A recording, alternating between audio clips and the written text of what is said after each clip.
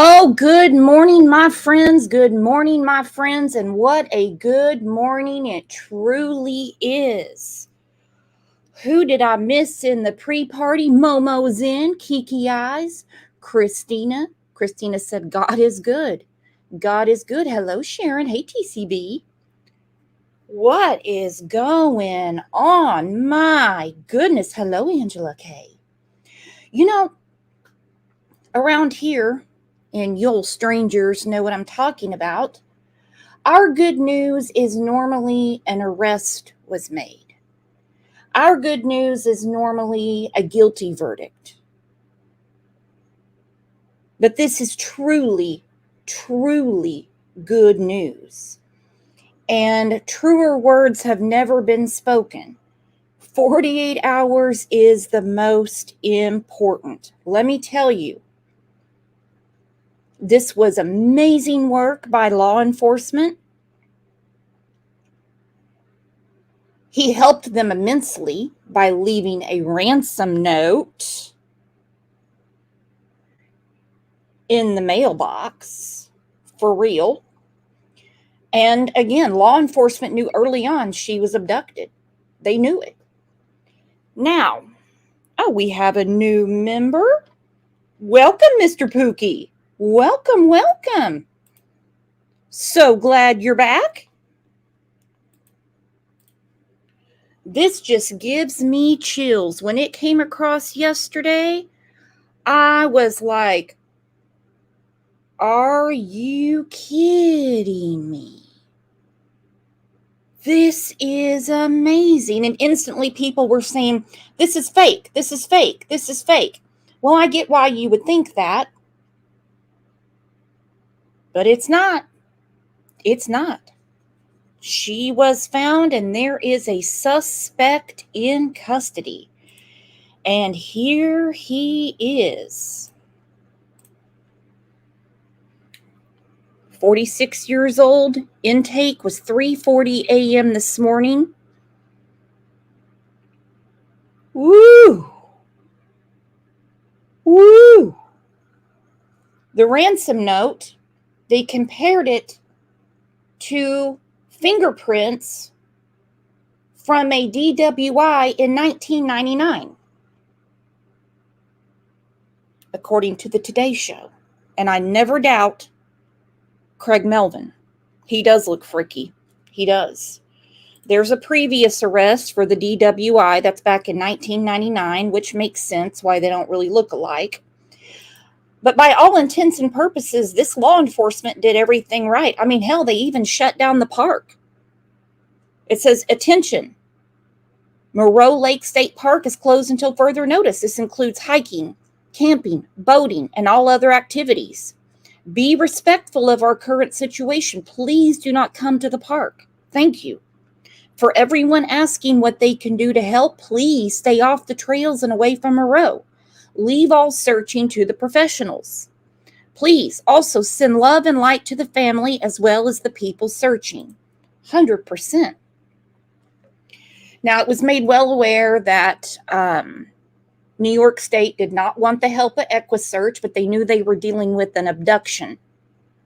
So we got to give them props. They knew what they were doing. They knew what they were doing. Whew. Again, gives me chills. Let's take a second and tell everyone, hola, welcome your neighbor. Say, hey, you old stranger, glad you're back. What a happy day this is.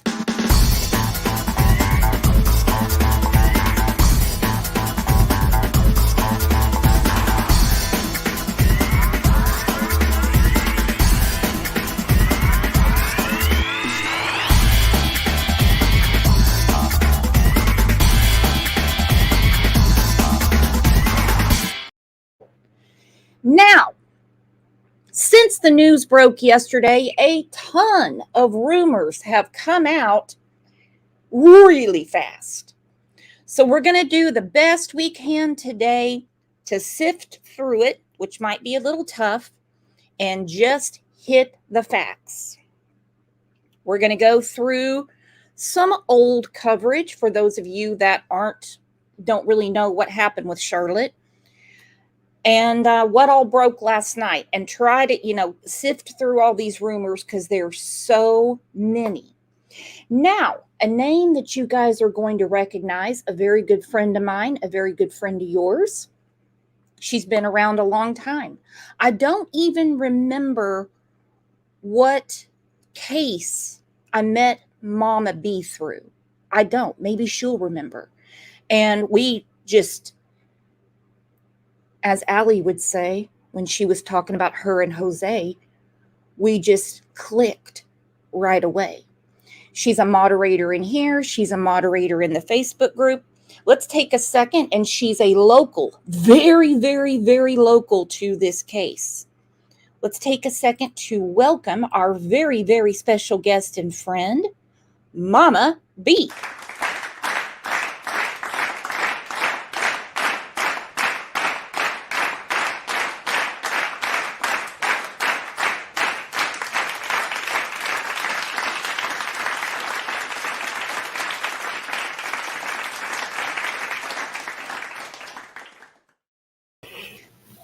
Hey, my friend. So glad I finally got you on panel. I know. I can't believe it. I was so nervous. Nah, we don't bite around here. I even heard you say that to people. Go ahead and grab the link. She's not going to bite. So this case, you were more than vested in. I mean, you were Johnny on the spot, keeping everybody up to date. Yeah, they live right up the road. The family lives right up the road. The park is 12 miles from my house. We go there. Seems like a safe place. These things don't happen here, you know? And for all intents and purposes, I think it is a safe place. It's just we had an unsafe person that was there. Yeah. Yeah. And you actually went to school with one of the family members. Yeah. You don't have to give any names or graduation dates. I went to high school with the uncle. I went to the same high school. Yeah. Now, when did you hear that Charlotte was missing? Saturday night, around probably 11 or 12 o'clock, I got the New York State Police flyer came up through my Facebook feed.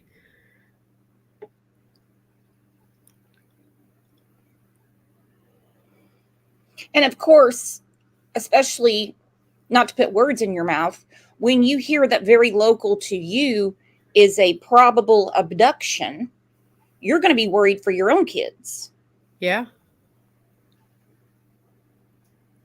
Like, what the heck? You're not safe anywhere. You can't let your kids out of your sight for a second. Well, and let's talk about that, because the timeline for her being snatched, and I'll say it that way, was fast. It seems to me that she was being watched. Yeah. It's like a 10-minute timeline. Yeah. She went for a ride around the loop. The mother noticed that she wasn't there. They went looking. They found the bike. And within 2 minutes of finding the bike, the mother's on the phone calling 911. She knew something was wrong. She wasted no time. Because she knew her daughter, and she knew her daughter would yell back. Yeah. If she's just down the trail because she saw a baby deer or something that intrigued her interest, but that wasn't the case. Now let's talk about the loop, because you're very familiar with it. I put a map on the screen. It doesn't seem that big. It's not. They say you can ride the bicycle. The state trooper last night said you could ride the bicycle around that loop in about 4 minutes. And the red dot is where their campsite was. And then if you look over to the left, one of the campsites in the middle on the outside line is where lot 10 was, and that's where her bike was found, was at lot 10, which is a straight shot through the woods to the main road. A straight shot through the woods to the main road, which is Old Saratoga Road, I'm assuming? Yep. Okay. If he went through that loop, it's a one-way road. If he went through that loop and the bike was left at lot 10, he would have had to have driven right by their campsite at lot 18 to get out of the loop. And you made a really good point. You said people probably, since it's after Labor Day, are probably just driving straight into the park right now. Yeah. Well, apparently they're charging a $6 fee still until the 10th of October. But half the time there's nobody in that guard shack. Okay, so he might have handed over a 5 and 6 ones. Yeah. And then drove back out because she was found nowhere near the park. No. She was 13 miles away from her parents' home. And he could have got right on the Northway. The highway's 4 minutes from there. That shack right there in the middle of the screen, there's usually somebody in there. They take your money. They give you a ticket, like the 50-50 raffle tickets you get, like bingo. They'll hand you one of those. You put it in your dash, and you go about your business for the day. They don't take your name. They don't take your license plate number. They don't do anything. Sis said, I've never been to a state park without them taking my info.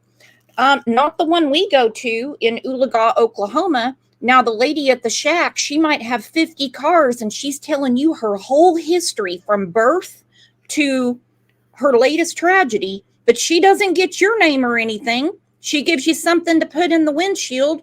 If you're lucky, she's got a roll of tape so they know you paid. Yep. I've never had them take my information at Moreau or the Spa State Park. Never. All right. You sent this to me yesterday. This gives us a better outline, a map of the park.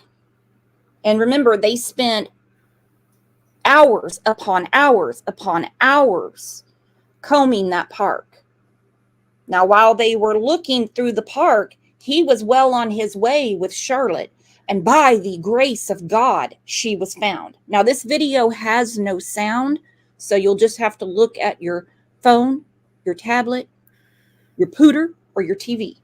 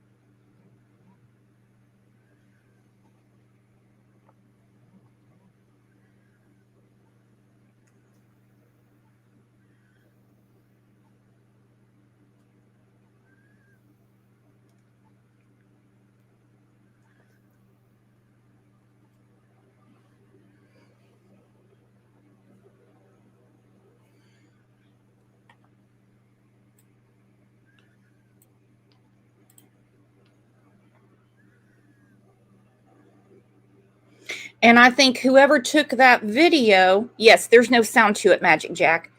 I think whoever took that video, and we can go through it again, and Mama B can narrate. It's a beautiful park, is it not? Upstate New York is gorgeous. Shows how easy to come off a Saratoga Road to the loop. And that blue tent that you see, you can see the road in front of it. So that blue tent is on the inside part of the loop. So there's campsites on the other side of that road, even closer to Old Saratoga Road. Let's go through it again and you narrate. Okay. Can you see it? Not right now, no. Okay, I'll give you a second so you can see the screen. Because there's no sound to this video, and I've never been there before. I'll make a horse's ass out of myself if I'm like, and if you look here, and you look here. All right, I'm putting it on now.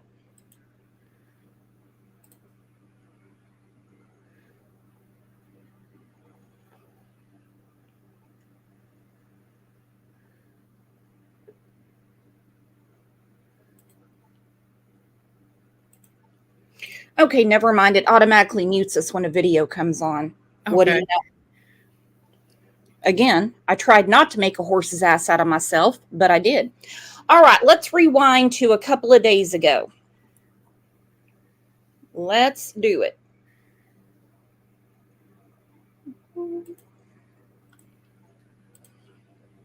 Get us all up to speed. You know, we go back in time around here.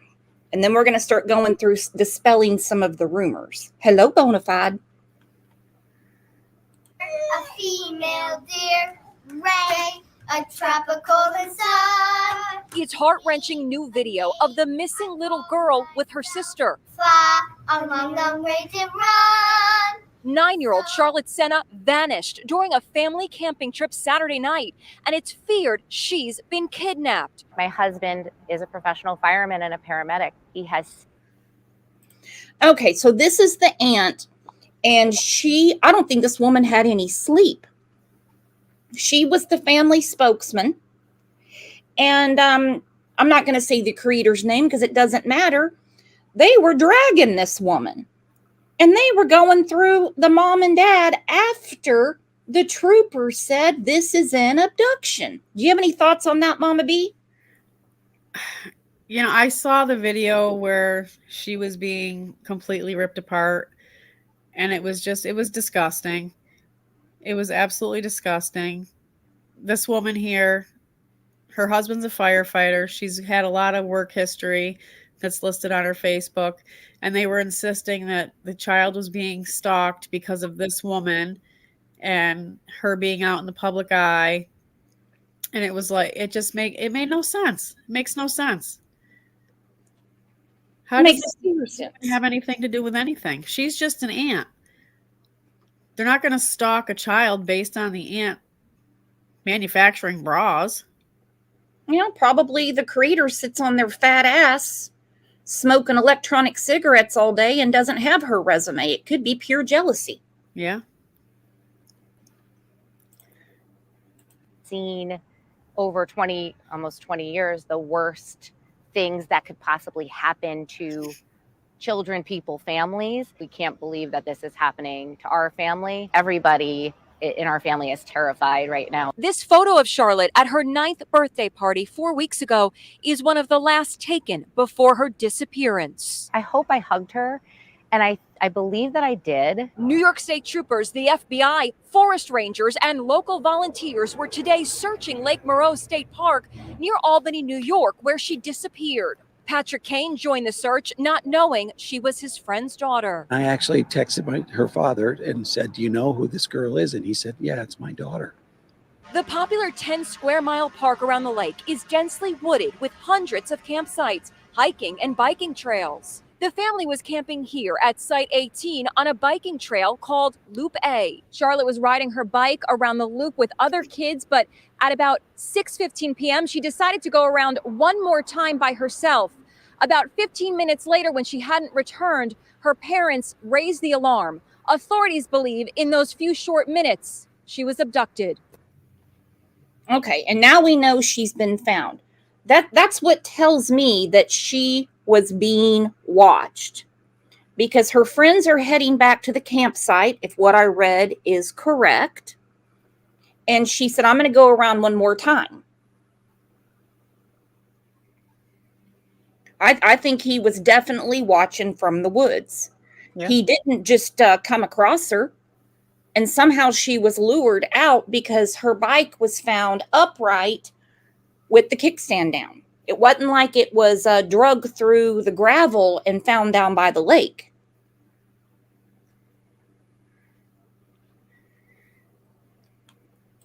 Her bike was found on the trail after just a half-hour search. It's thought the kidnapper may have been stalking her. Sloppy Joe, sloppy Joe. Charlotte is in 4th grade and one of 3 sisters. She is blonde, 4 foot 6 inches tall, and has green eyes. She was last seen wearing a tie-dye Pokemon shirt and dark blue pants. New York Governor Kathy Hochul has become personally involved in the search and met with Charlotte's distraught parents. And as a mother and as a grandmother, I cannot imagine the pain they're going through. They shared with me how joyful their little girl is. And that brings us back to Joe. Oh, man. Momo said maybe he pretended to be hurt and needed assistance. I even thought about maybe he said his puppy was lost. I mean, not that I'm giving anybody any ideas on how to lure a child, but something made her stop her bike, put the kickstand down, and go towards him.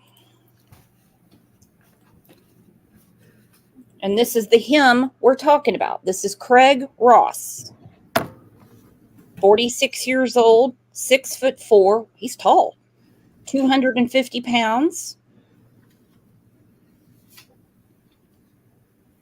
Mm-mm-mm. Mm-mm-mm.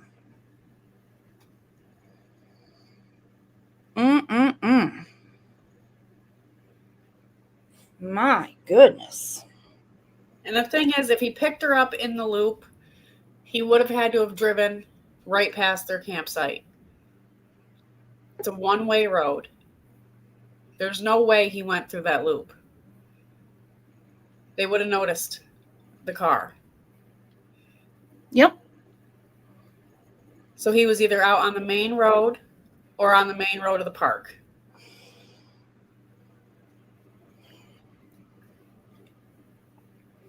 And my understanding is, according to the article that came out at 7:15 Eastern Time, not Central Time, that the only thing on his record is that DWI from 1999. That doesn't mean he hasn't done other things and not been caught. But the media release last night said that he was a 51-year-old man with sodomy charges and was sentenced to 15 years. So I looked him up on the registry. There's no name that matches his on the registry. So where the media got that from is beyond me. No, the rumors were flying last night. The minute I would have a note, I'd have to scratch it out because I'm like, that's not true. Yep. That's not true. All right, let's get to the breaking news from last night because it was huge. Mama B texted me last night and she said, you said it was crazy over at SPAC. Yeah.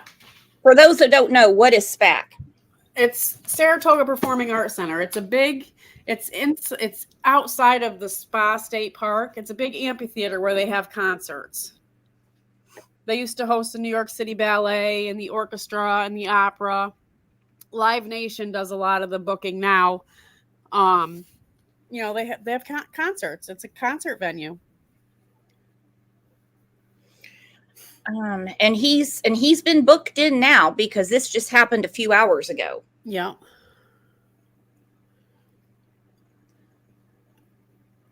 So a lot's going on overnight. Hi, Rachel. This story is still developing as we're on the air, but we're being told from law enforcement sources, they're telling us a suspect is Craig Ross Jr. We're live in Milton right now. I want to take and show you a look at the scene right now where the alleged suspect took Charlotte Sena. This is from state police. They're telling us they identified the suspect as an individual as being in the area of Moreau Lake State Park around the time Charlotte was missing. Further investigation led to the search of multiple residences where the individual is known to reside. Upon the search of those residences at approximately 6:32 p.m. Today, state police located Charlotte Sena safe and in good health. The suspect was taken into custody. We're told the suspect lives on Barrett Road off of Middle Line Road. Again, law enforcement sources telling us the suspect is Craig Ross Jr. That is first on 13. This is still a very active investigation. More details are to come. We're told that there is a press briefing scheduled for tomorrow. A location and time is still to be set. We're also being told that law enforcement is saying the family received a note which led police to the suspect. Again, we are not allowed on Barrett Road right now. This is being blocked off by police on both ends. We have another crew going to the other side to see if we can see if there's another active scene. But again, this is as far as we can get right now. Only people who are with law enforcement or who live on this road are able to get through right now. Again, the suspect, we're told, is Craig Ross Jr. He is the alleged suspect who took Charlotte Sena 2 days ago, who went missing. But again, thankfully, she has been found. We'll have another update for you later on in the newscast here. But for now, we're live in Milton. Tessa Bentulin.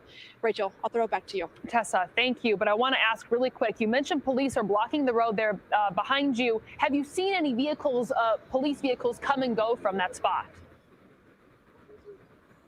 Yeah, we have, Rachel. There's at least 3 to 4 troopers right there in that one trooper car. We're also seeing at least 2 to 3 cop cars going in. Also, we saw what looked like a SWAT truck at one point with a lot of gear in it as well. So kind of still an active scene at this moment.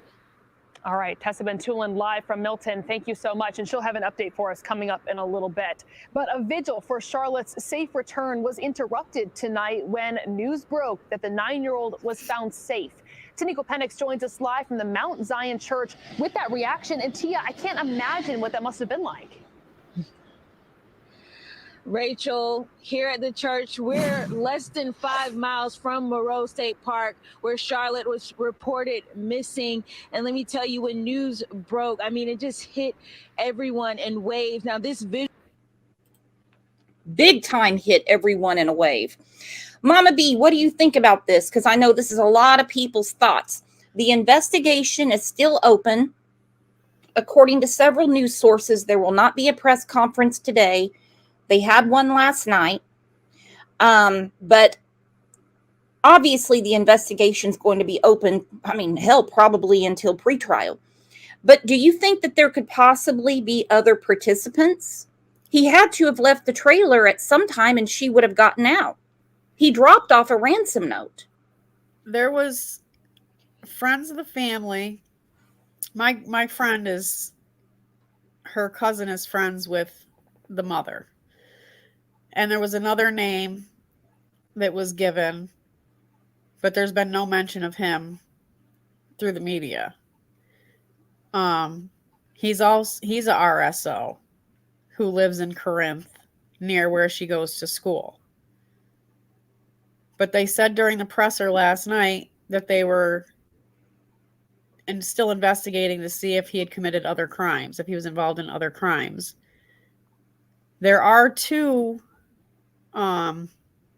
unsolved murders from the town of Milton. Really? Yes. Yes, a girl was going door to door selling magazines, and she came up missing. And they found her in Daketown State Forest in Middle Grove. And then there was another girl, I can't remember her name, but they also found her in Daketown State Forest. And those are both cold cases. Do you know anything about the rumors that he was their mailman or that he was the ice cream man? Or is this just more from last night? The ice cream man, I believe, is the other guy that I sent you with the same last name that people are assuming is his brother. Okay. We haven't gotten to the brother yet, if it's his brother. It is his brother? I said if it's his brother. Okay. I don't know. Yeah, I don't know if it's his brother or not, but there's a lot of speculation that it's his brother. Well, and he pulled right up to the mailbox. Yeah. The dark of night or dark of early morning. He didn't have a problem finding the mailbox and put the ransom note in with his fingerprint. We talk about DNA, CCTV, tire tracks. They still use fingerprints. Vigil was originally about praying for Charlotte's safe return. Before the vigil started, I spoke to the pastor here, and he tells me they were praying for a miracle. Once news broke that she was found safe, he just smiled and told me they got it. They got that miracle. And you could see the look of shock on everyone's faces as news broke, but it was relief once they found out, yes, it's true. Charlotte Sena is alive and well. This church was filled with people. Some knew Charlotte, but most were just parents who couldn't imagine what it'd be like if their child was kidnapped. There were tears of joy, some claps, and you can really just feel a shift in the atmosphere. We got a miracle. You know, she's alive, and we don't know all the details of that as of yet, but we know that God is gonna what he started, he's gonna finish it. It's just perfect timing. We all showed up here to pray tonight, and before we even got to it, the report came in that she's found alive and well, and we just praise God for that. And Rachel, once they found out that Charlotte was alive and well, that did not stop them. They went back inside to just pray and thank God for her safe return. Tia, thank you so much. You were there from the very beginning of this story. You covered it when she went missing, and now you have seen, thankfully, the good update that she's been found safe. So you're right there with them, kind of this whole journey. You can understand what that is like emotionally. Talk about that. That's right, Rachel. I was out here last night with our photographer, Jonathan Rogers. We were here well past midnight, but we also saw police here on the scene. So we have to give credit to all the hard work of the law enforcement. They were out here way beyond us, but we saw just people walking, searching. So, and then even tonight, I'm here with our photog, Josh Morrell, and it's, you know, you don't expect to get this good news, especially soon. And soon is, you know, relatively speaking, because I'm sure it wasn't soon enough for the family, but it felt really good to be able to say tonight that Charlotte Sena is alive and well. Absolutely. The people at this vigil, Tia, have any of them told you that they've heard from the family, the parents of Charlotte tonight? No, a lot of the people that I spoke to tonight, they were just parents themselves. Some of them didn't even know her, or they may have known her through acquaintances, but a lot of people just wanted to be out here from just being a part of the community and being parents themselves. They couldn't imagine what it would feel like to know that their child was missing. So I didn't speak to anyone directly with ties to Charlotte, but still, it was still a celebration. I mean, it feels like a family just being here, and everybody was celebrating as if it was their family. Absolutely. I think every parent can relate. Taniko Penix, thank you so much. Well, Governor Kathy Hochul is responding to this news as well. She says she is overjoyed that Charlotte Sena has been found safely tonight after the search over the last few days. She says her heart is with the family as they welcome her home. She also says she thanks police and all who worked tirelessly to find Charlotte. Well, we watch this unfold. She should, because they worked their asses off. Now, there's other rumors that are saying that this guy is a paid actor and that the governor was too sure she was going to be found. She's a politician. What do you think about that, Mama B? I think it's crazy. All these conspiracy theorists and these paid actors and all these people with their freaking tinfoil hats on, you know. She's a politician. So when she has the podium, she's running for re-election. She's going to say, oh, look at me. Look at how much I love the state. And I'm not knocking on the woman, because I think when you have a missing child in your state, the governor needs to be more involved. I give big props to New Hampshire, the way Governor Sununu jumped in when Harvey Montgomery was reported missing. I give big props to the governor, I can't remember his name now, in Kentucky, that when he was elected, requested that something be done about the Crystal Rogers case. Anytime a governor gets in the mud, politics aside, I think it's good pressure. Yeah. I was surprised to see her show up. That's what many people said. And then to see her give a press conference last night at 10:30 at night, I was shocked. I saw some of the comments, and they all appeared to be from New York, saying that she was grandstanding. I mean, you would think that she would have a little bit more emotion about the whole thing. She was very flat. She was very, very dry. Maybe she was trying to keep herself from crying. I don't know. But you'd think she'd have a smile on her face because this kid was found. Yeah, that seems to be the general consensus. Sena has been found safely tonight after the search over the last few days. She says her heart is with the family as they welcome her home.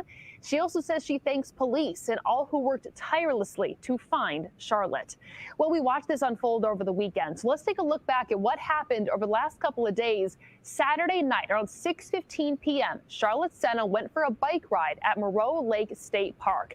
A half an hour later, around 6:45, Charlotte's parents, Trisha and David, reported her missing when she didn't come back from her bike ride. Then at 7, state police arrived to the park.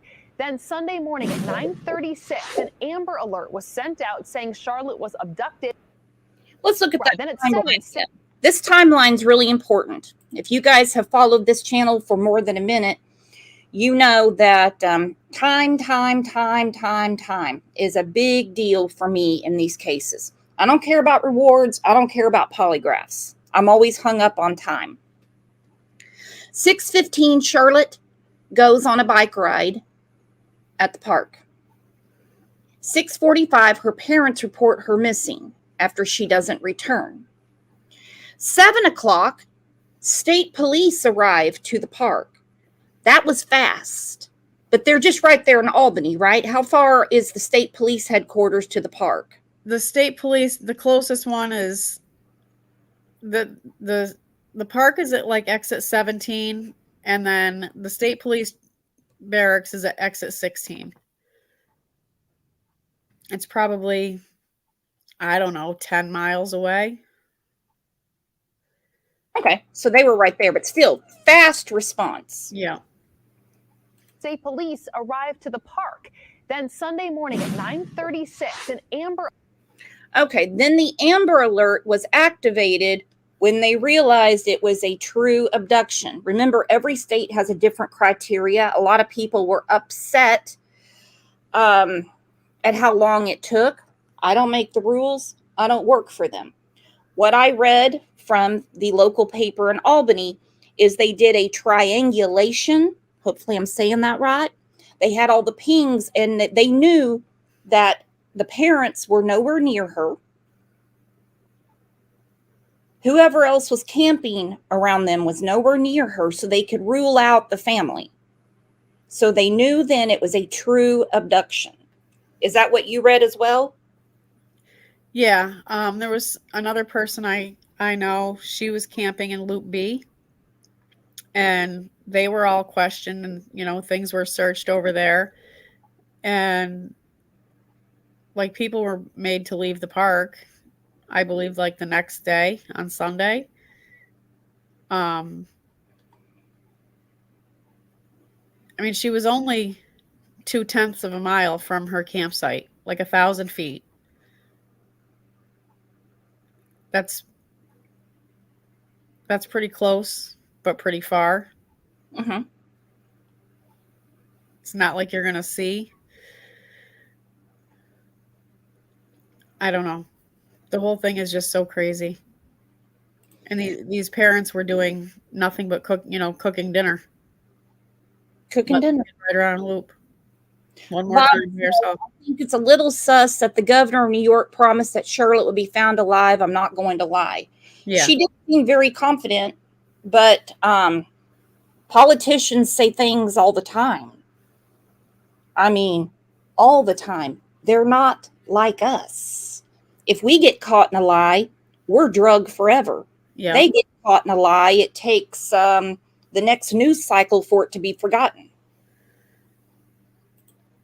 Yeah, she was adamant they were bringing her home. out saying Charlotte was abducted and that she was in serious danger. State police said Charlotte's bike was found, but there was no sign of Charlotte. Then at 1:30 p.m., Governor Kathy Hochul held a press conference with members of law enforcement. She said, quote, "We are leaving no stone, no branch, no table, no cabin unturned, untouched, unexamined in our search to find Charlotte." And then that brings us to today. This morning, just before 9, the Corn Central School District mobilized its crisis team to help the school community during this difficult time. At 4 p.m., state police said they sent out 400 certified search and rescue personnel to search for Charlotte. And then finally, at 6:45 this evening, the great news, Mark Mulholland broke this, that Charlotte has been found alive and safe. This is video from earlier today where search crews were looking for Charlotte at Moreau Lake State Park. There were hundreds of people helping. You can see from several different agencies. 48 grueling, painful hours for that family, and that park was closed as well to the public so they could treat this. He had to have had a car waiting. He had to. He had to have. He had to have been waiting on her. He had to have been, I'm going to go ahead and say stalking. Jules said it. Amy, exactly. Brooks brought it up, not chat. Sorry. What's going on? This isn't about politics. This is about Charlotte. Charlotte's been found. What I'm saying is when people think the governor's part of her kidnapping, I said, listen, when she came out and said she knew she was going to be found, she promised she'd be found. That politicians talk that way. I'm not Ben Shapiro. I'm not going to go debate college students. But just seems to me, with my untrained eye, that he was stalking. Grueling, painful hours for that family, and that park was closed as well to the public so they could treat this area as a crime scene, but they never classified it as anything other than a child that was missing. Our team coverage of this will continue coming up in the next 5 minutes. But first, let's take a quick break to check on your first warning. Okay, first warning forecast. How's the weather up there? It's nice this week. Okay, Amy said, Jules, I hate politics. I was just saying when she was elected, the next election isn't until 2026. Okay, and she already said she's running for re-election, so we got that out of the way. Lisa Durr said that suspect was looking for a kid to take. I agree. Now, this is what Times Union out of Albany put up today. And if I read it one more time, I'm going to have to act now and pay him 99 cents. Suspect in Charlotte Sena abduction charged with kidnapping. A lot of people are upset with the kidnapping charge, but I think more charges are going to come because there is a ransom note, which would be federal. Because first-degree kidnapping, New York Penal Law 135.25, he could get 15 to 40 years. Which 40 years would be, I'm going to assume, he'd be a very old man. Because he's 46 now. He'd be in his 80s. Okay, here's a few pictures.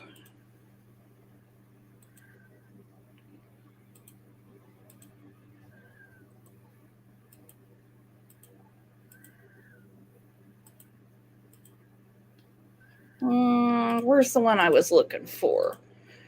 I'll come back to it. All right. Craig Ross, the suspect in Saturday's abduction of 9-year-old Charlotte at the state park, is being held at the Saratoga County Jail. Is it true that he's been moved? Because this came out at 6:15 my time. Not that I'm aware of. Okay. Jail officials said the 46-year-old was arraigned on a first-degree kidnapping charge during an early morning appearance in Milton Town Court. He arrived at the jail at about 3:40 a.m. Tuesday and was being held without bail. She vanished Saturday. For more than 2 days, search and rescue teams combed the 6,250-acre park and the surrounding area. At the same time, law enforcement probed the possibility she had been abducted. They flat out came out and said it. What do we know about Craig Ross? State police and Governor Kathy Hochul said in statements and a news conference Monday night that Ross allegedly left a ransom note at Charlotte's parents' house before dawn on Monday, and that a fingerprint on that note helped bring his arrest and the girl's recovery in a raid that same day. State troopers recovered the note after Ross allegedly left the area. At about 2:30 p.m. Monday, a fingerprint on the note was matched to fingerprints from Ross's arrest in Saratoga Springs for driving while intoxicated. The governor said there's no indication yet that Ross had any connection to the girl's family. All right, good to know. We don't know if he has an attorney yet. He'll have one quick, don't get me wrong. State police are expected to discuss the case. So that was last night at 10:30, and we'll go through that. On top of that, police raided a number of locations tied to Ross late Monday afternoon. So they didn't just stormtrooper his mama's house. They were at other places.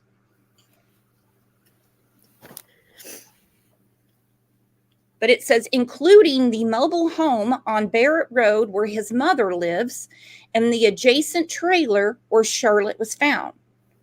That residence is off Middle Line Road. It's about 13 miles south of where the girl lives with her family in Porter Corners near Corinth. State police said Ross suffered minor injuries when he struggled. Ooh, he got beat up a little bit.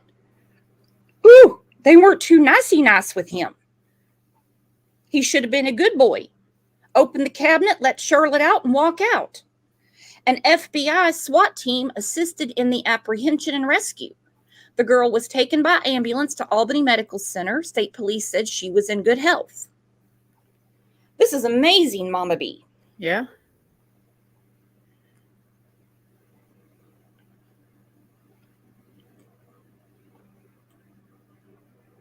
It said a few hours before notice of the girl's recovery, a large contingent of state police had gathered in a parking lot at the Saratoga Performing Arts Center off Route 50. The arrest was made less than 3 hours after state police said their ongoing search had expanded over 46 linear miles. Approximately 400 certified search and rescue personnel from dozens of federal, state, and local LE agencies, as well as fire, were actively searching for Charlotte. Whew. The family were staying at campsite 18 on Loop A, the site closest to the entrance of the park on Old Saratoga Road, and about a mile from exit 17 on the Northway. Now explain that. Do they think that's the route he took? He either took the Northway south or he went down Route 9. Old Saratoga Road connects to Route 9. Like if you take a left out of the park, you come to a stop sign, you take a right, you're on Route 9, you take a left, you get on the Northway. And if he went to Milton, he could have very easily taken the Northway. It would have been faster. Or he could have taken Route 9 and driven right through Saratoga. Do you know anything about a press conference at 11? Is it 11 Eastern or 11 Central? Eastern. Oh, so there is one today? I mean, if there's going to be one, it's going to be Eastern time. Oh, well, yeah, no shit. How stupid of me. Like the boss was going to say, hey, so Brooks can fit it into her show. We're going to do this Central time. Bear with me. Bear with me. Okay, because last night they said there would be no press conference today, so maybe something else happened. I don't know. I saw that, Jules. Okay, so if we can find that, that'd be great. Let's get to what the good old Daily Mail said. Charlotte Sena, kidnapping suspect Craig Ross Jr., 46, is charged. As it's revealed, cops missed the chance to arrest him when he dropped off the ransom note at her house because they were sent on another call. You and I were talking about that. Like, why didn't they, when they saw someone at the mailbox that early in the morning, because they were on a detail to watch the house, but they were sent on another call. Well, how much sense does that make? You're running surveillance on a house. There's plenty of other state troopers around. And sheriffs, why can't you send them on the other call?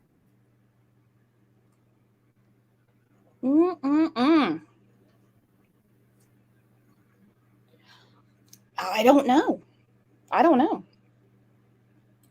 Here's the compound, I will call it, where he lived on his mama's property. So he had a camper out back. Which is odd because he's also got an address listed in Corinth that I saw last night. Well, and they said that they went through, they banged on quite a few doors yesterday until they got to this address with the SWAT team. The 2 SWAT teams that they flew in? I guess so. So if they were on another, if they were told to leave, did they just come back and check the mail and see a ransom note? I don't know. How would they know to check the mailbox? Unless there was a ring doorbell camera. That could be it. And the parents got a notification that somebody was at their mailbox and they turned it in, you know? Yeah, I can't wait to get the information on that. Canvas and Crime, thank you for the super sticker. Pat K, thank you for the super sticker. And she said, thank you to all the LE and search teams. Amazing, amazing work. So I would love to hear more about this because it wouldn't seem, I just can't believe that they all left. I would think they would have at least 2 officers there to watch the house, considering it was such an active search and they knew she was abducted. You would think.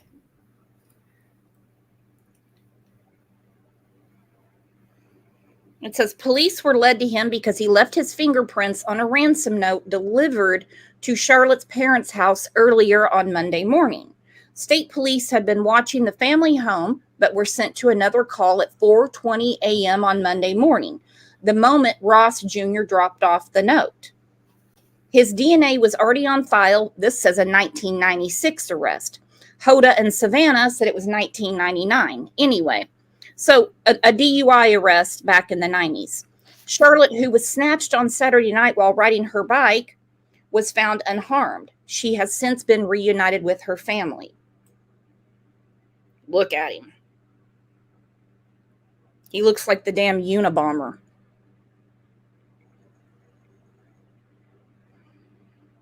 And again, there's the property.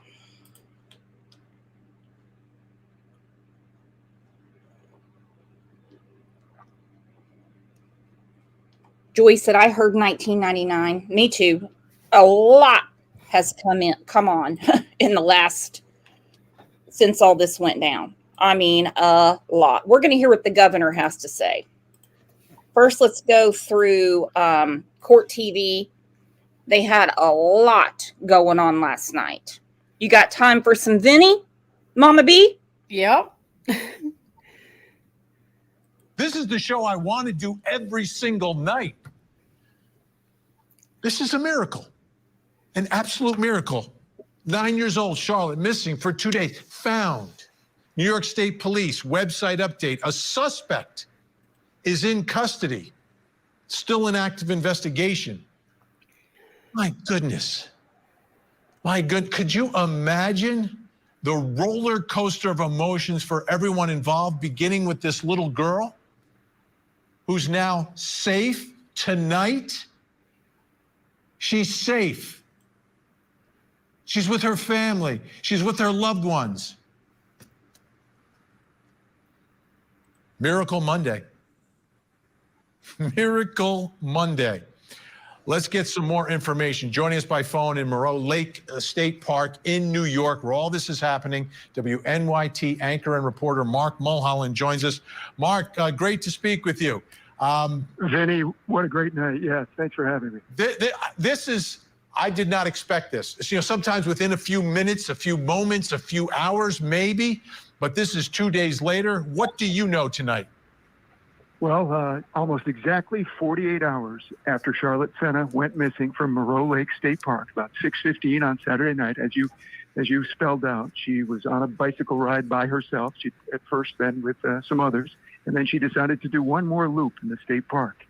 And it was around 6:15 when her parents saw that she didn't come back to the campsite, so they notified police. About 6:45, the searching began on Saturday night. And as you know, as you've often covered, these things don't often end well. So I like your phrasing of calling this a Miracle Monday, because those of us who have been covering this story and those of us who've been covering stories like this for years don't expect this sort of outcome. But at about 6:25 tonight, we got word that state police, New York State Police, were staging in an area with some camouflage, wearing camouflage and long guns. And it was shortly after that that I was able to confirm that Charlotte had, in fact, been found and a suspect was in custody. The first thing, you know, when the Amber Alert is canceled, you're like, uh-oh. But, I mean, again, it's the opposite tonight. It's not uh-oh. It's like unbelievable. What is the area where this staging was? What is it, the wooded area? Was it a residential area, a campsite area? What do we know about that area? Where she was lost, where she was reported missing. It's a state park. It's a New York State Park, one of the biggest in terms of land mass in New York. It's about 10 square miles, 6,500 acres, and she was riding her bicycle there. So over the past 48 hours, there were hundreds of searchers, all police, New York State forest rangers, and local firefighters were called in. There were about 400 people searching for her. On a parallel track was the criminal investigation. So the search was on within the park and outside the park. But in the meantime, police, state police, investigators were handling the criminal investigation. They were knocking on doors of sex offenders in a 3-county area here of upstate New York. I'm told they talked to hundreds of sex offenders tracking this down. Now, what we haven't been able to tie down exactly here, but I was told that there was a note of some sort that was provided to the Sena family at their home not too far. They only live about 10 or 12 or 15 miles from where the park is. But there was a note that they were provided sometime early this morning. And between that time and about 6 o'clock tonight, police were able to zero in and make an arrest and find Charlotte. And Charlotte, as you've reported, is in good health. She was being reunited with her parents at a local hospital, presumably just to be checked out to make sure she's okay. Okay, Mark, you said a note. What do we mean by note? I'm hesitant to call it a... I would love to know what the note said. If it was truly, the media's calling it a ransom note. If it's truly a demand for money to get her back, then there would be federal charges. But I would love to hear what's on that note. As I'm sure you do too, Mama B. I'm very intrigued by the note. I want to know what it says. But see, New York's funny because it's not like other states where you get to find out all the information before a court with a probable cause affidavit. It's very hard to get your hands on one in New York. They don't typically release them like they do in other states. So anything that you get comes from the media. You don't get to read it for yourself and see what actually happened or, you know, what evidence they had to bring forth charges. New York is very, very, very difficult to get information from. Because I'm very curious. I mean, his fingerprint was on there. Fingerprint, not prints. Does the handwriting match? Even if it came from a printer, they can get the lot number and figure out if it came from a printer he would use. Yeah. There's a lot of talk and speculation that to pull this off, he would have to have an accomplice. And where was she when he left this ransom note? Was she in the car with him? Was she in the camper? I mean, what a messed up thing to do, to be like, I got to drop this off at your mailbox. Oh, your mom and dad aren't home. I got to go put you back in the cabinet. I would think not. Somebody had been watching her because she's 9 years old. She would get away. What was she, home with his mother? Like, where was she? Mm-hmm. And she was found wrapped up in a cabinet yesterday. I don't think she was sleeping. Tucked in bed. Have a feeling she didn't probably sleep too much the last couple of days. I'm sure she didn't. Good point, where Summer. He could have wrote the note before he even kidnapped her. He could have had all this ready to go. But somebody had to have been watching her. It's too much of a risk for her to run, for her to scream, especially right outside her house.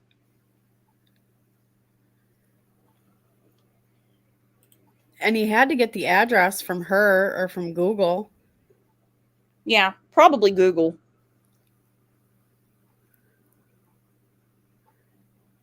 A ransom note, but that's the way it was termed to me. Some sort of a note telling the Sena family that this person had her. Now, I don't know if they had made demands in that note, but just that there was a note that was left, I'm told, at their home. That almost sounds, I mean, to be able to track down where she lives and to have abducted someone who just happens to live close by, it almost sounds like it's targeted. Yeah, it sure does. Wow. And that a lot of those questions remain unanswered. What I'm trying to figure out now is exactly when this person will be charged and what the charges will be. And the searching that was being done, there were no civilian volunteers. It was basically what you said, law enforcement, firefighters, rangers, etc. Correct, yeah. In fact, people showed up, Vinny, because in these cases, as you know, you often feel hopeless and helpless and you want to do something. So people were showing up at Moreau Lake State Park, hoping to help in the search in some way. But as police told them, they considered it a crime scene, and at least until the search progressed, if it continued on more days, perhaps they would have allowed some civilians.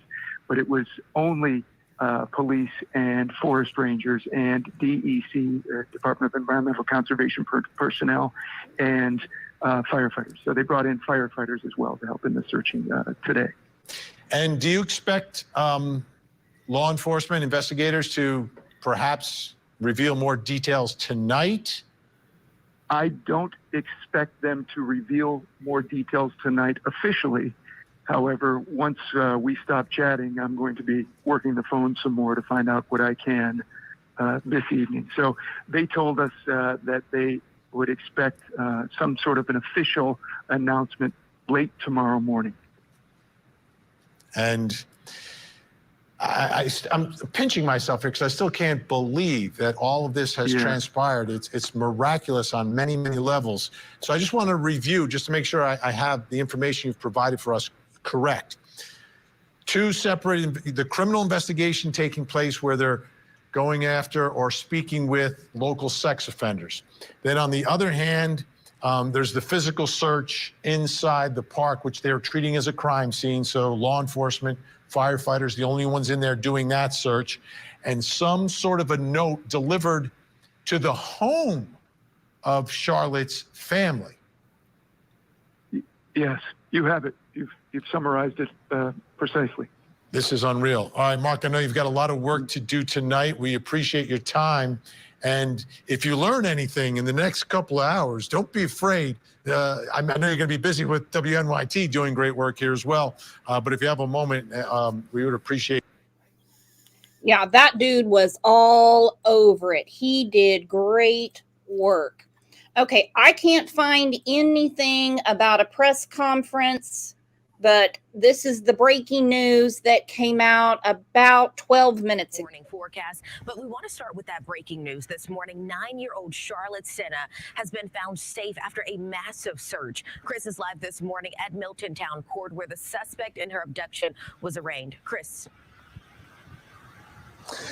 Faith, good morning. And that happened at 3:10 this morning. Exactly. I spoke with the justice here, Tim Brown, who told me at 10 minutes after 3, he arraigned Craig Ross Jr., that 47-year-old suspect in the disappearance of 9-year-old Charlotte Sena, a 48-hour wild ride in the capital region that ended, as far as we know anyway, at 6:32 last night. That's when we got word that Charlotte's parents had been notified that she was found safe. Love his love his hair. And not to interrupt, could you imagine being her parents, getting that call, or getting one of the troopers to walk up and say, "We found her and she's alive"?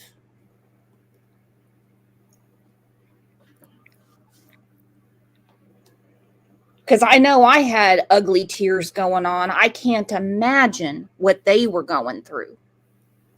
When Haley told me I had messages, well, she says to me, I was on the video call with my daughter, so I would have to minimize my screen to get to my messenger. And I saw that you had messaged me twice and another group had messaged me 8 times. And I'm like, my phone is dinging like crazy. And Haley says to me, "Mommy, they found Charlotte." I said, "What are you talking about?" She says, "Check your messages." I said, "Bring me my phone."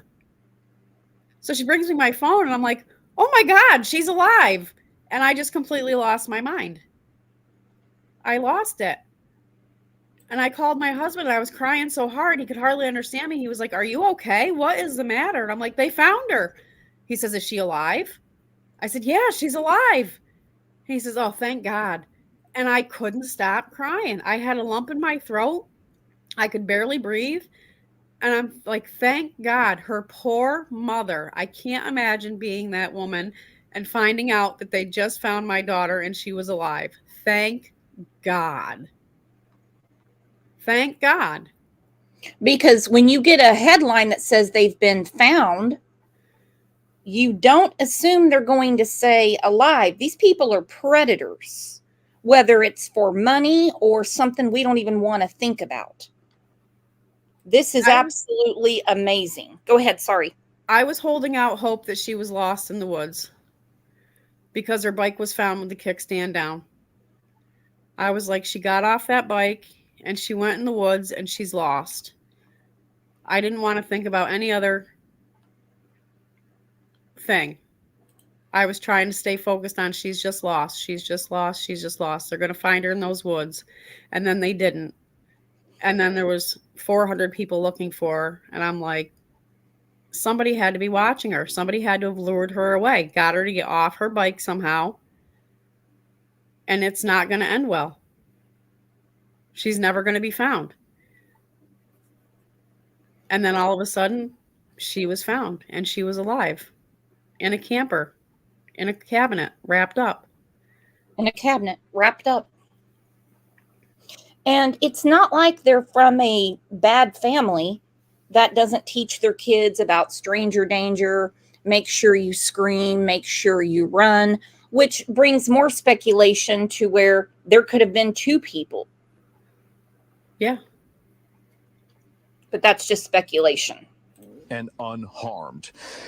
Craig Ross Jr. was taken from here, Milton Town Court, as you said, where he was arraigned on first-degree kidnapping charges to Saratoga County Jail, where he's currently being held without bail this morning. He has future court dates on the books here at. I understand his next court date is October 17th. That's what they said on the Today Show. Tara said he's on New York e-courts They hid it under a summons he received August 2nd, 2023. 10-3 just says pending. King's Criminal Court, no charges listed. Well, I wonder where the news is getting its first-degree kidnapping. And I want, what's the summons for, Tara?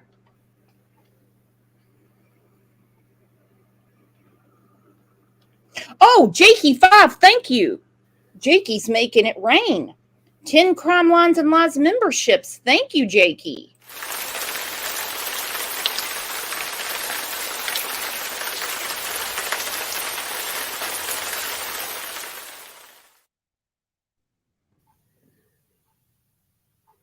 Tara said you don't need any registration. Let's thank Jakey5 for the new memberships. This town court, should it not be moved to county court by then, Craig Ross Jr. has a preliminary hearing here this Friday, and then another court date on the books for October 17th.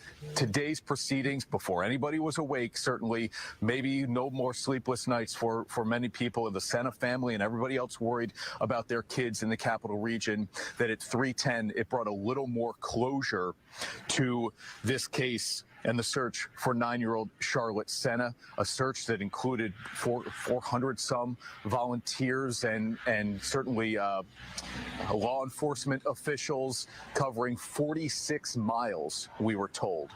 And the suspect lives just 2 miles from Charlotte's house is where they ended up finding her. So some more closure here this morning with the arraignment of Craig Ross Jr. We'll tell you a little bit about how authorities were able to track him down, where he lived, and a little bit about his criminal history. Governor Hochul last night said, our prayers have been answered, and certainly that was the reaction from a lot of people when they got word that Charlotte Sena had been found. Tiffany Payton is with us here at Milton Town Court as well. And Tiffany, you kind of dove into a lot of that reaction that we saw last night on our 9 and 11 o'clock newscasts of people just overjoyed with the news. Yeah, that's right, Chris. A lot of joy and relief from every corner of the community. As you said, 48 hours they were looking for Charlotte Sena, and they found her safe. So many people were very happy. We saw the family. They were clapping. They were cheering.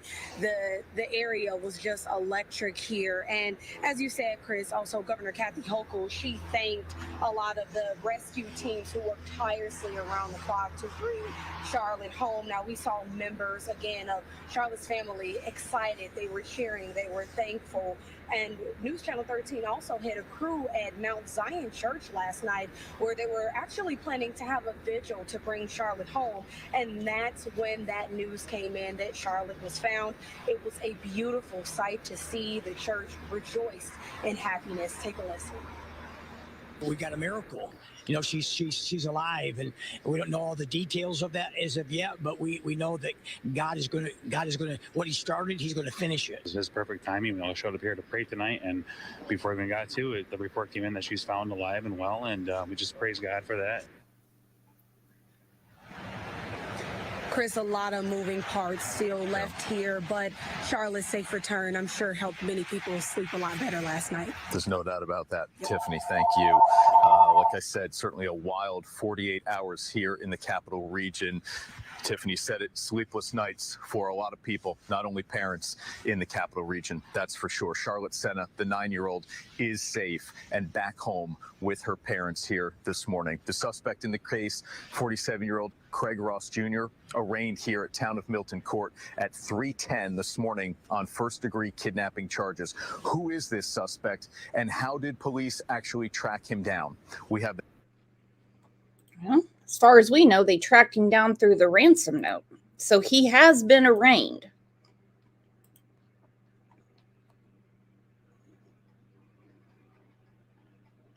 He has definitely been arraigned. Okay, I'm looking on WNYT.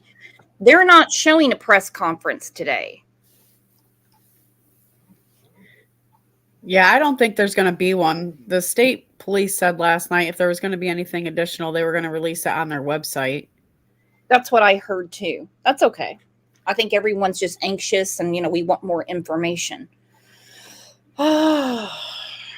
So my understanding from what I read this morning, is she was released from the hospital and she's back home with her family.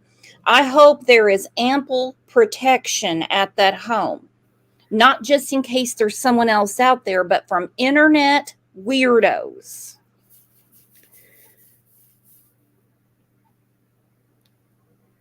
That baby would have been sleeping in my bed last night.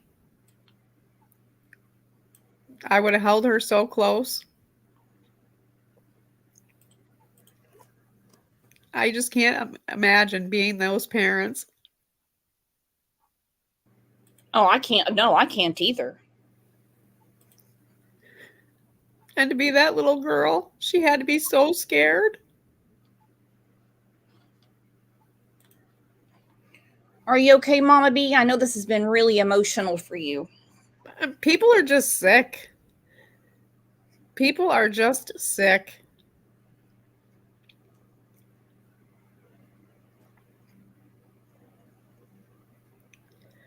They are sick. They are.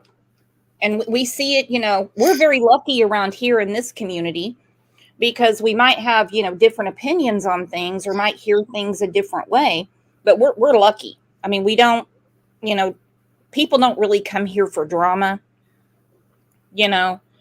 Everyone says their piece unless they just are deranged, then they got to go. They got to go. Or if they're purposely trolling for a reaction, nobody has time for that. And you're a huge part of this community and we love you very much.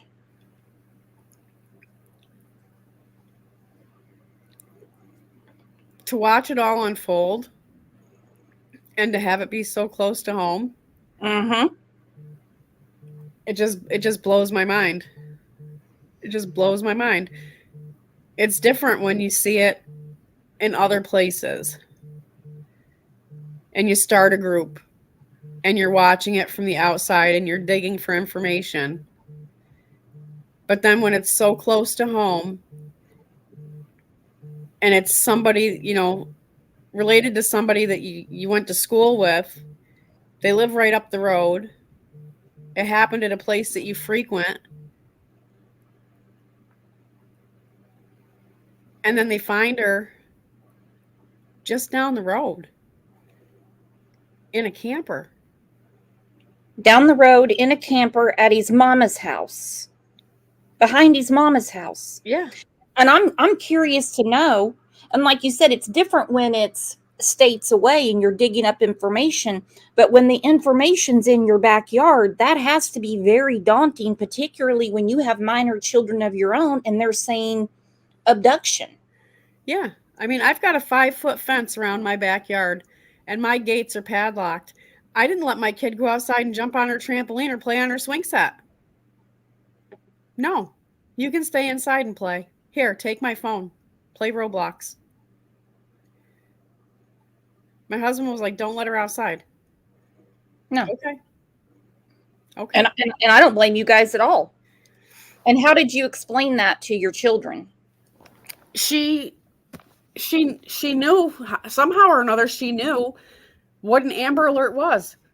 I don't know how she knew at 6 years old. And she got off the bus yesterday and she says, Mommy, I asked Skylar if she got the alert about Charlotte. I said, you did? She says, yeah. She said her mom got the alert too. I said, oh, okay. And then when she told me that she was found, like, she knew what she was talking about.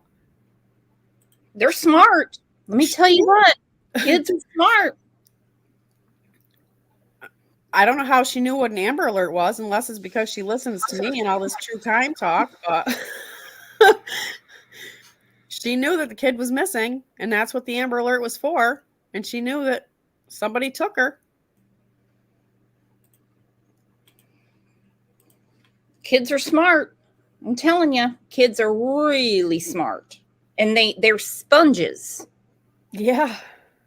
Hell, there's kids that know 3 or 4 languages by the age of 5. It's all I can do to not mispronounce words at my age. Yep. All right, so it is being said that the suspect, Craig Ross, is the brother of a man named Charles Ross. This woman says apparently this is the brother of the Saratoga stalker, Charles Ross. Someone said, "Where did you get this info?" She said, "WNYT released this information." Now, I haven't been able to find it for myself, but this is what he's accused of. There'll probably be an ad because it's on their website. Do we know for sure if they are truly brothers? I have no idea. It's rumor at this point. Join Planet Fitness for just $1 down, $10 a month, no commitment, cancel anytime. Deal ends Friday, October 13th. An update now. You know, these ads are always about me getting off my fat ass and going to work out. It's never buy a new car or go to Dunkin' Donuts. Yeah. Here's a chocolate box for you, Brooks. It's always, now's the time to join and get off your ass and do something, Brooks. Never an edible arrangements commercial. Brooks, you deserve some chocolate strawberries today. Oh no, or something for OJ. It's always something like that. Now on a story you saw first on 13 this morning, the man wanted by police for allegedly recording women and posting those videos online was arrested today. Charles Ross is his name. He turned himself in this morning and was arraigned on a stalking charge. Taniqua Penix was in court for the arraignment. She joins us live in the Saratoga Spa State Park. Good afternoon, Tia. Good afternoon, Mark and Sabrina. This is the park where it's believed Ross recorded some of his victims, but in court today, he pled not guilty to stalking in the 4th degree. Mr. Ross, sir, I'm going to give you a copy of the charge. This arrest comes after Saratoga Springs and Okay, I'm pausing it, but Tara cleared it up. She said, no, he is not. No background relation found. So we'll go ahead and let it play through, but that rumor is quashed because there has been a ton of rumors. I mean, the whole weekend and since, thank God, little Charlotte was found. State Park police investigated a social media account that was posting videos and pictures of women without them knowing in Saratoga Springs and Saratoga Spa State Park. Park police beefed up patrols in the state park, and officers then looked into the social media posts to identify the people, their ages, and when and where the videos were recorded. Stalking in the 4th degree charge. The judge says Ross is charged with something called a non-qualifying offense, which means bail cannot be set. But based on his criminal history, the judge says he will be released with supervision. That is one scary looking dude. Tara, grab the link. And yeah, the media gets it wrong, but social media gets it wrong. They'll take two last names like Wilson, Smith, or Jones and say these people are related. It's the craziest thing. Terry, you're welcome to come up and chat with us. Let's go through the governor's press conference last night. I know some people weren't impressed, but I'm impressed by the overall effort that Charlotte was found. She was found unharmed. She's going to have a lot to go through. But to me, it's a very impressive effort.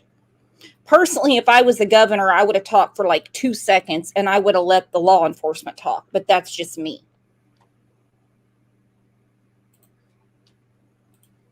Yesterday, I held Charlotte's parents in my arms. David and Trish, I went to the campsite. I saw the place that she had just been a joyful little girl the day before, riding her bike because I was on the road she rode her bike on, saw where she left it. And her parents were just overcome with sadness and grief. And as a parent, I thought my own heart was breaking. And I said to them, I promise you this, we will bring Charlotte home to you. And as each hour went on, hope faded because we all know the stories. The first 24 hours, there's hope. When you hit 48 hours, hope starts to wane. But when... And I agree with Horsewoman 2000 so much. I think every governor should be involved in a child's disappearance. Like, I gave major props to Governor Sununu, which we know a lot of that had to do with the CPS failure with Harmony Montgomery. We've heard governors speak out. I mean, there was a governor that demanded that something be done about JonBenet Ramsey. Well, that didn't really go the way the governor demanded. But when our most vulnerable members of society are missing, I think the governor should speak out. I totally do. Charlotte disappeared in Monroe State Park. It was every parent's worst nightmare. But I knew I would be able to have assembled the team of individuals who would not stop. And I want to thank at this moment the individuals gathered here tonight and all the men and women across this state that they represent. And the FBI brought in their specialized trained individuals all the way from Washington to help with this search. I want to thank Deputy Superintendent Richard Allen, Lieutenant Colonel Well, and there's this. Hello, Jules of all trade. She said it's still odd to me. It is, because when we think about it time-wise, okay, we have so many hours in our workday and so many hours in our day. So if they were that involved with every missing child, well, they wouldn't have time to get anything else done. So they would have to kind of pick and choose, which is a very rude thing for me to say. Jules said it's still odd to me. She got too involved having them in her home. She doesn't do that with all parents of missing kids. Yes, they should care, but that's a lot. Did you find that odd? Because, I mean, you're a New Yorker, Mama B. I found it to be strange that she got involved, but I think it was the right thing to do.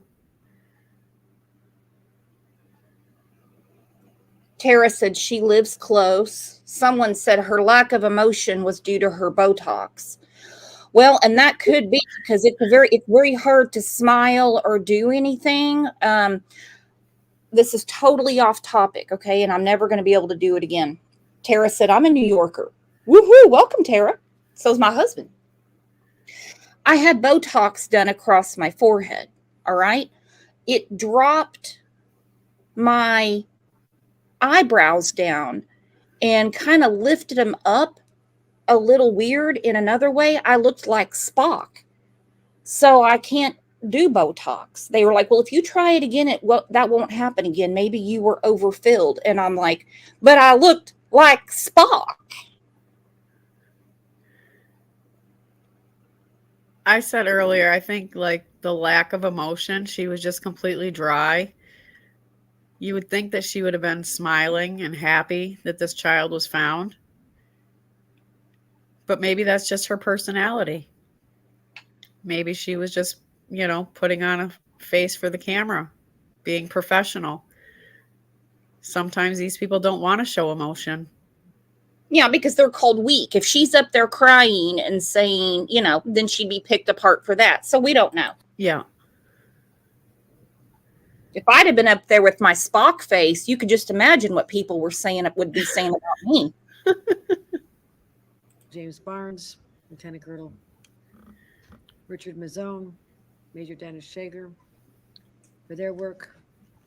The New York State Park Police, Colonel Michael Dodona, the Office of Parks and Historic Preservation, Chief of Staff Randy Simons, Saratoga County Sheriff's Department, Lieutenant Jeffrey O'Connor, the Schenectady County Sheriff's Office, represented by the Schenectady Police Department, Police Department of Schenectady, Detective Sergeant Bradley Carlton, the Federal Bureau of Investigation, Acting Agent in Charge, Alfred Watson, who I met yesterday on site, New York State Department of Corrections and Community Services, Acting Commissioner Daniel Marticello, New York State Department of Environmental Conservation Forest Rangers, Basil Sagos. As I mentioned, when you hit that 48-hour moment, you realize it's going to be tough. And you start thinking the worst. But what happened was extraordinary. The case started to break at 4:20 a.m. this morning, when the family's home that was being guarded by state police, when the parents were still starting another day at the campsite where they'd last seen their daughter. 4:20 a.m. The car pulls up to a mailbox. Something is left. State police immediately go to the mailbox and identify what is a ransom note that had been left behind for Charlotte. State police worked diligently trying to find a match for a fingerprint. First one tried and wasn't successful. Second one was to identify any other prints in the New York State database that would be a match. The hit came at 2:30 in the afternoon. There had been a DWI in 1999 in the city of Saratoga. A fingerprint was found that matched what was found on the ransom note. So, a little more research work to identify the location. And Jules, you are so right. She said house was being guarded, but the cops just let the person drop off the letter and not go after them. That's exactly what Mama B and I were saying before the show. And then the Daily Mail said that they were called to another call. They didn't leave anyone behind to watch the house? What the hell is that all about? Go ahead, Mama B, and continue our conversation. And if that's the case and they were called away, how did they know something was in the mailbox? How did they know? Yeah, they're just going to come back and check for the latest price chopper flyer? Yeah, I mean, chopper flyer for coupons? It makes no sense. They were either there or they weren't. And if they weren't, how did they know something was in the mailbox? Was there a Ring doorbell camera and the family got a notification on their phone and was like, hey, somebody just pulled up to my mailbox? So they went back and retrieved whatever was in the mailbox? Like, there had to be some kind of way that they knew something was put in the mailbox. Either the police were there or they weren't. And if they weren't, there had to be some way for the family to find out that, hey, somebody was just in my mailbox. They can't have it both ways. Jules said, yeah, they were either guarding the house or they weren't. Seems like they weren't, honestly. So we don't know. I mean, honestly, we don't know.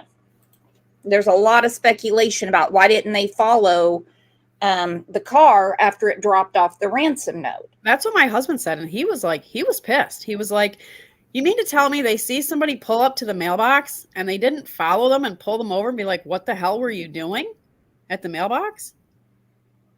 And how the hell would the Daily Mail know that they were called to another call? How would the Daily Mail has put out so much fake stuff, especially with the Idaho 4 and a couple of other cases. You know, they're not held to the same standards as, well, I hold myself to. How would they know? Do they have the police blotter? I don't know. It's weird. And identifying the fact that there was a home they could visit. They found a double-wide house with a woman, the suspect's mother. The suspect lived in the camper behind. They have what they call a dynamic entry, a tactical maneuver, and within the camper, they located the suspect. After some resistance, the suspect was taken into custody, and immediately the little girl was found in a cabinet, cupboard. She was rescued. And she knew she was being rescued. She knew that she was in safe hands. Her parents were immediately notified. This occurred at 6:32 this evening. The suspect, 47-year-old male named Craig Nelson Ross Jr., is still being questioned. At this moment, charges have not been brought, but they are fully expected. Well, as we saw from the last clip, he has been arraigned, and the charge is first-degree kidnapping. They are speculating, the media, that there will be other charges because, well, there supposedly is a ransom note. Now, if the note just says, I have your daughter, give me a call and meet, no, that wouldn't work. And if anyone has the probable cause affidavit since he's been arraigned, email it to cll72020@gmail.com. The daughter was transported. Her daughter was transported to local hospital, as is customary, and that's all the family wishes to reveal at this time. But they are united. She is in good hands. She appeared to be outwardly physically unharmed at the time, but we'll leave the rest of this information about little Charlotte to her family at a time they deem appropriate. Often these stories don't end up like this. Every second is key. There's a lot of pressure. Split decisions are made. Because you know, not just a life is hanging in the balance, but a little innocent child's life is hanging in the balance. So to the teams behind me, you work quickly. You work with great urgency. You put it together, the puzzle pieces. You're able to track down the location of Charlotte through technology. But ultimately, it was the two SWAT teams, one federal, one state, that landed in helicopters in Boston Spa to rescue Charlotte.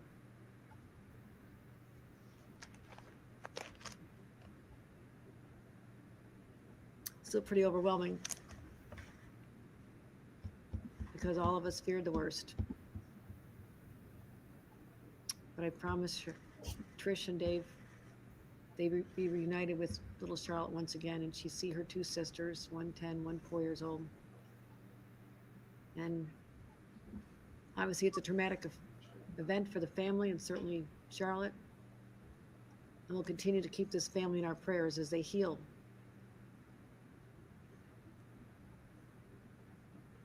But she'll be going home. That's the story. Charlotte will be going home. That's all I have to say on the details. Certainly there'll be many more coming out with respect to the suspect and how that case will proceed. But I want to thank the media for their intense interest and the 400 volunteers who would not give up, the 400 individuals from law enforcement. Okay. So that seems to be the statement that's put people on edge.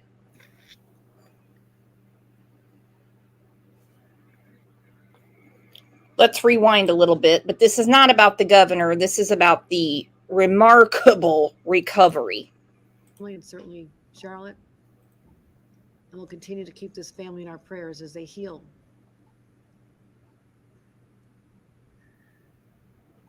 But she'll be going home. That's the story. Charlotte will be going home. That's all I have to say on the details. Certainly there'll be many more coming out with respect to the suspect and how that case will proceed.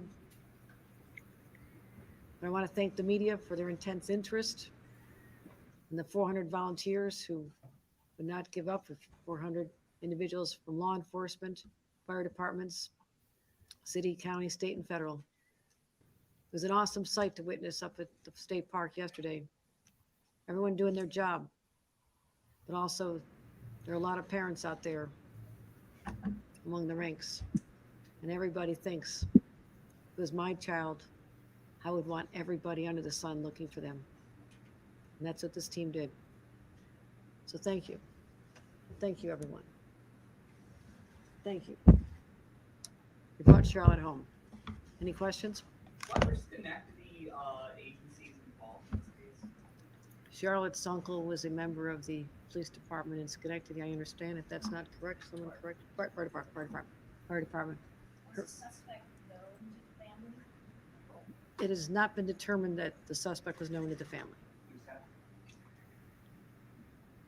Was Charlotte randomly targeted, or did he know?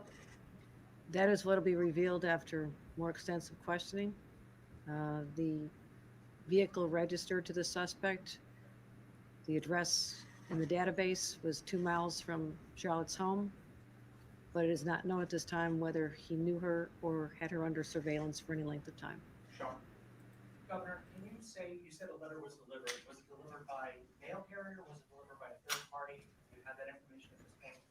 It appears that it was by the suspect himself, that he literally drove up to the family's mailbox, assuming they were not home, 4:20 in the morning, opens the mailbox and inserts the ring. Well, his assumption was right because it was already reported by the media that the parents never left the campground. So he dropped off the note because you don't want some mad daddy coming out, because the parents never left the campground. Obviously, they have now. So he got that from the media. Am I reaching too far, Mama B? No. That's where he got his information from. So he was watching the news.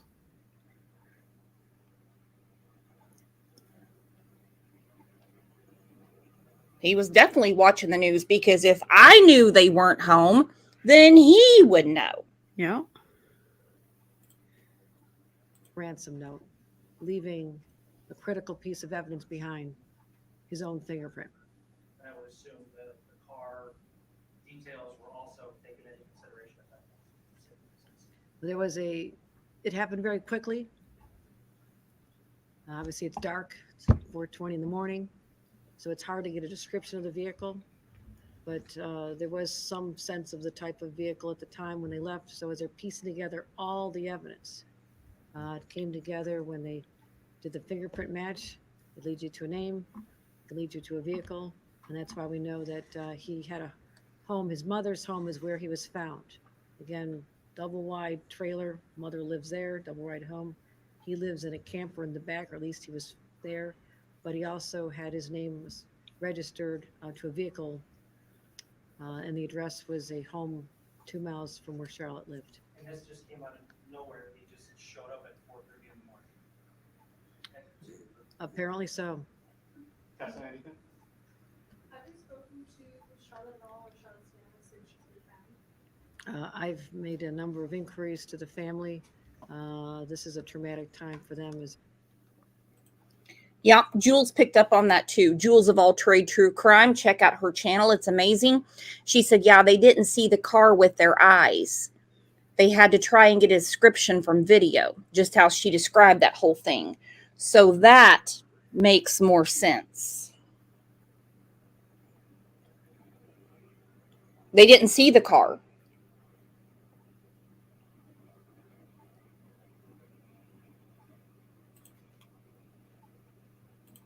Let's listen to that again. Apparently so. Tessa, anything? Have you spoken to Charlotte at all, or Charlotte Sena since she's been found? I've made a number of inquiries to the family. This is a traumatic time for them as they're going through, her health, taking care of her health right now. And I'll be speaking to the parents soon, as soon as I can. You said there was some resistance with the suspect. Can you elaborate a little bit more on that? When we made the dynamic entry into the residence, he did give our sword operators, our SWAT people, some resistance in there. He was taken into custody. He did suffer some very minor injuries. Oh, boo-hoo. He gave some resistance. They weren't there delivering pizza. They didn't have a tray of Dunkin' Donuts for him. He gave some resistance, and he suffered some minor injuries. Woo! Woo!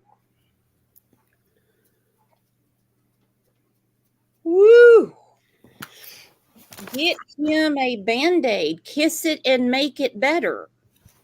That's what happens when you have an abducted child in your cabinet and the SWAT team comes to find them. Put your hands above your head.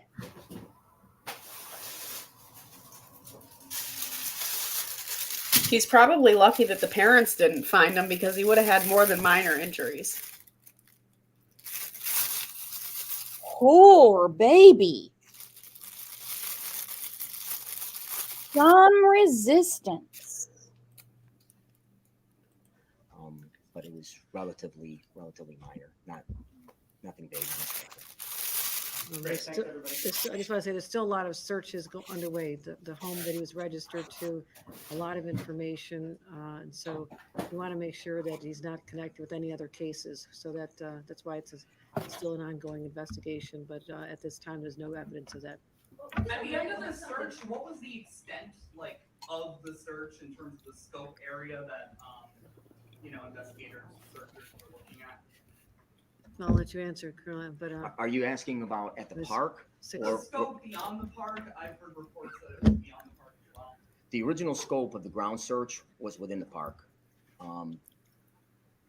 The information we received that took us to Ballston Spa was obviously outside the park. We had no ground search operations going on outside the park other than leads we were running down that we were developing throughout the 2 days. Great, thank you. We're not gonna disclose that.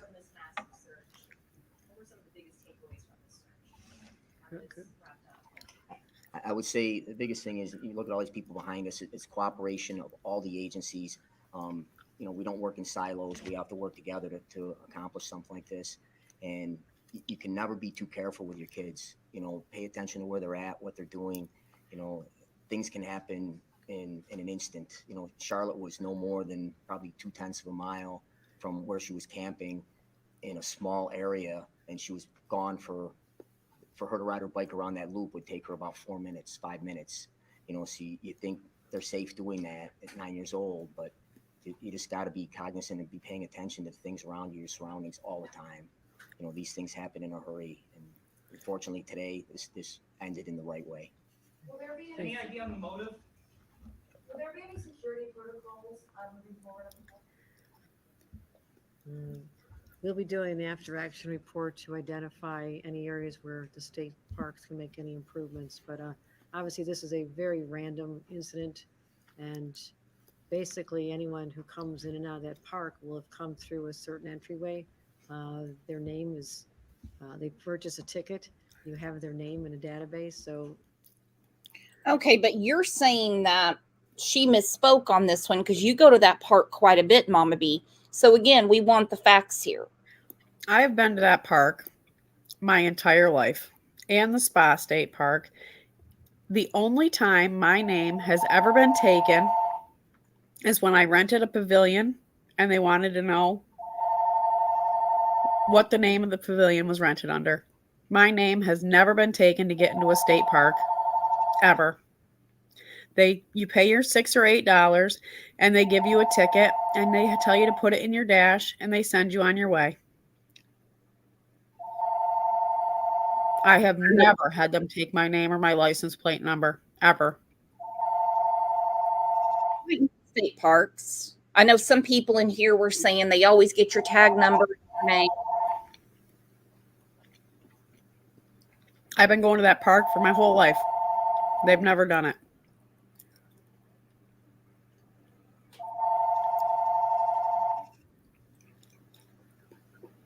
Yeah, that is why it's also helpful to identify who's in the park. So that's also in a sense a security measure because we always know who's in the park. Did the suspect enter through the main gates? We don't have any. We don't know how many gates. Two helicopters of the arrest affected by the helicopters over the ground. The arrest wasn't done by helicopter because of the seriousness of this incident. We brought in sword operators from throughout the state. And to expedite this, because obviously it was very time sensitive, we flew about 10 of our sword operators from downstate to be here to help with this entry. We normally operate about 6 or 8 people on a team. We had probably 20 sword operators make this entry with an FBI regional SWAT team. What SORT stands for is our Special Operations Response Team. They are like most agencies have a SWAT team. We do that type of thing with our SORT operators. They're full-time in that capacity, but they also do other things that normal SWAT teams don't do. We respond to high-angle rescue and different things with that team. They're a highly trained, highly capable unit that we use for just this type of thing. This is what they train for. This is what they live for, is to make entries like this and save someone's life. All right, thank you, everybody. Appreciate it. I have two questions. Is this going to affect how Amber Alerts are sent out? Because was there a delay this time? Because a lot of people are asking about that. Is the park back open tomorrow? We'll have to get back to you on that. I would assume it'll probably be back open, but make sure. Okay, so the reporter's last question was, will the park be back open soon? So no, I mean, at my local park, we have several around here in Oklahoma. They don't get our tag number. They don't get our name. But if we're going to rent a raft or something, they do. So, I mean, parks are different. So it's not the park's fault. It's not the family's fault. It's not the governor's fault. It's, as we know right now, allegedly, it's Craig Ross Jr.'s fault. Seems that he was laying in wait to grab Charlotte. But how did he get her off her bicycle? All I can do is use my imagination, which I don't want to do, considering the kickstand was down and it was upright. It sounds to me like he lured her off somehow. You know, she knows to kick. She knows to scream. She's 90 pounds, 4'4". I mean, I can't imagine, but I'm not a 9-year-old either. I can't imagine getting off my bike and walking towards somebody that looks like that. Mm-hmm. I'd be like scared to death. Yeah, like Corey said, it's a dysfunctional mind at fault. I'm still very curious as to what the ransom note said, if it's truly a ransom note. Why he chose yesterday morning to put it in their mailbox, unless he saw the same thing that we saw on Sunday, that the parents were still at the park looking for her. Because nobody was going to tell those parents that they weren't going to look for her. Well, there was like 20 members of the family there. The whole family was there. They never left. They showed them on the news last night. Yeah, I saw that. That was amazing. They were like, we're not going anywhere.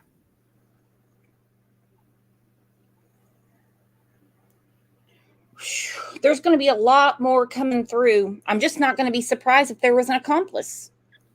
I'm just Well, I not. wouldn't be shocked at all. I wouldn't be shocked at all.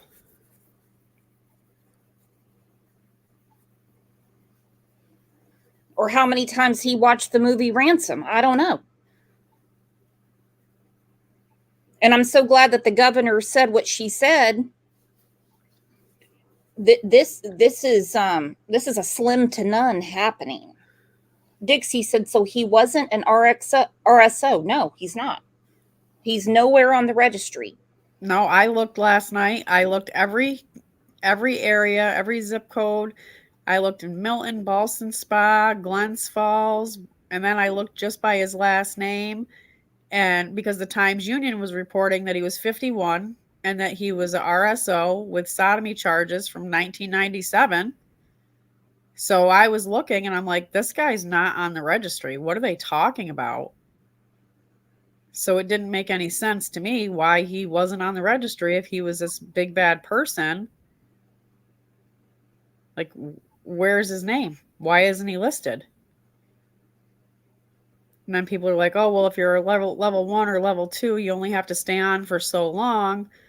Well, with his charges, you would think he'd be a level 3 and he'd be there forever. I think they confused two different Craig Rosses. One is 51 and one is 46, 47, because the media reports 47. The governor said 47, but his intake says age 46. Yeah. And that could just be them scurrying around for information. Jules of all trades said, not to be rude, but she doesn't look like a tiny little thing. And he didn't look like he could handle too much physical force. He looks weak. Well, I thought so too, but he's 6'4", 250 pounds. Yeah, look at this. He is 6'4", 250 pounds. I thought that myself. Particularly, I mean, learn to scream and everything like that. This is the mugshot.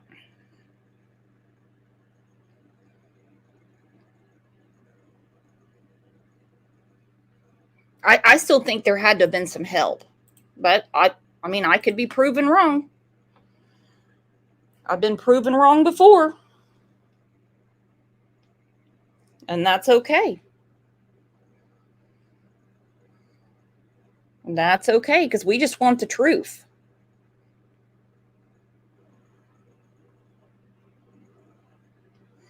D. Libby said there's too many red flags in a positive outcome case, and that I'll agree with.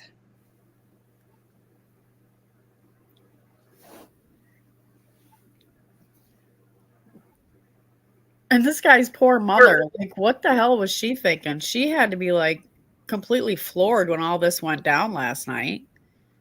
Oh, I would think so. Can you imagine a SWAT team from the FBI and the state police raiding your house and then your camper? You're like, what is going on here? I'd be shook.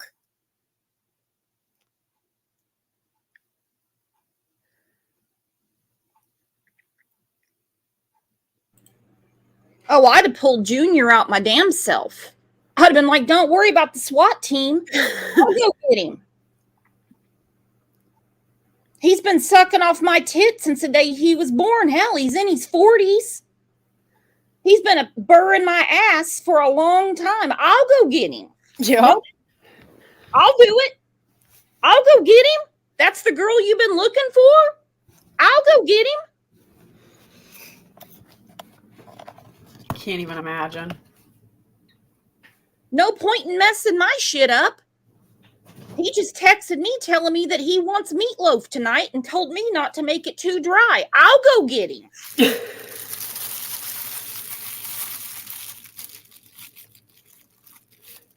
Oh. Yeah. And good luck with your 3 hots and a cot now, big boy.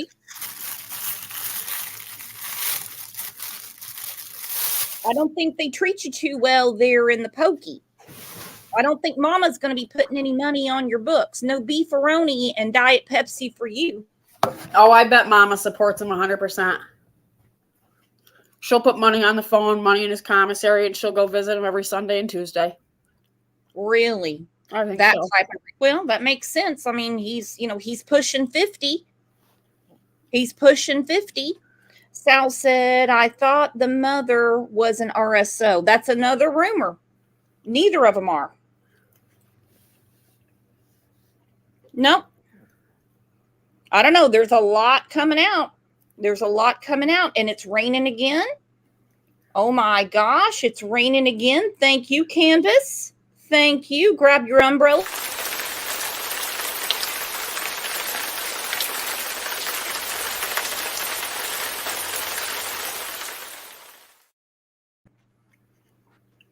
Snow said, do you think Mom knew? At this point, I don't know. I honestly don't know, but somebody had to have been watching over Charlotte when Craig Ross Jr. went to drop the ransom note. Now, I think I sent it to you last night. There was a house that listed him and a woman as the owners. I'm assuming it's his wife. Maybe the wife's in on it. What's confusing to me is, according to the newspaper in Albany, they went to other residences. Somebody that house in Corinth. Do what? I think that house in Corinth where he's registered as an owner. The house in Corinth. So you think they went there? Because several residences they went to first. And the wife probably told him that he's at his mother's house living in the camper. Oh.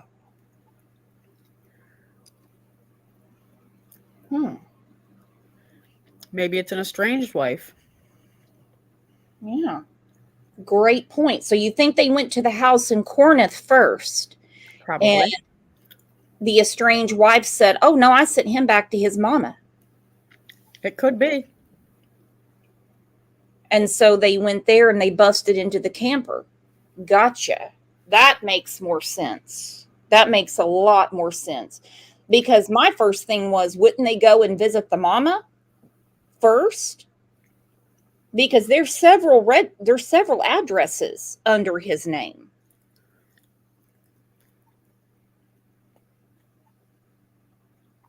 I don't know. I just saw the one house. It was owned by him and a woman.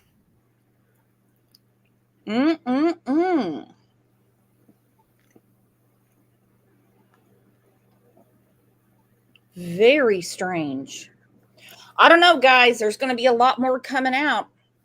But today has been a great show, a wonderful outcome, because no matter what answers we don't have yet, the main answer is that Charlotte is safe. She is safe with her family. Law enforcement worked, and they worked fast. It's not just a TV show anymore. It is true life, because the 48 hours is the most important. And again, she's home. She's home safe. And I want to say thank you so much to Mama B for being here. And we have a lot of new people that came in, and I loved your comments. Thank you for your feedback. I love when locals come into the chat about cases, because like I said, I'm in Oklahoma. And so I don't know the geography and everything. So let's give a hand of applause to our friend Mama B.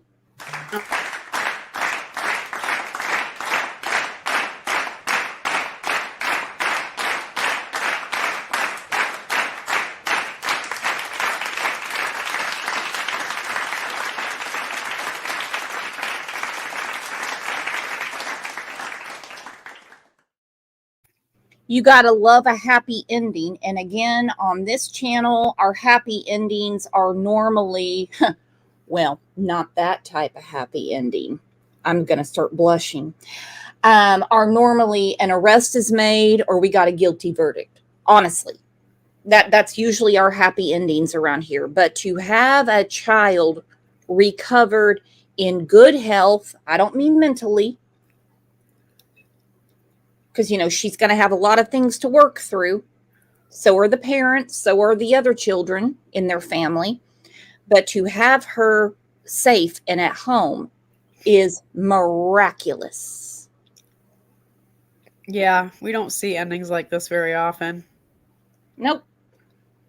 And hats off to all involved from the top down. This was amazing work. When they got that triangulation done so fast, what I read this morning, I mean, my mind was blown.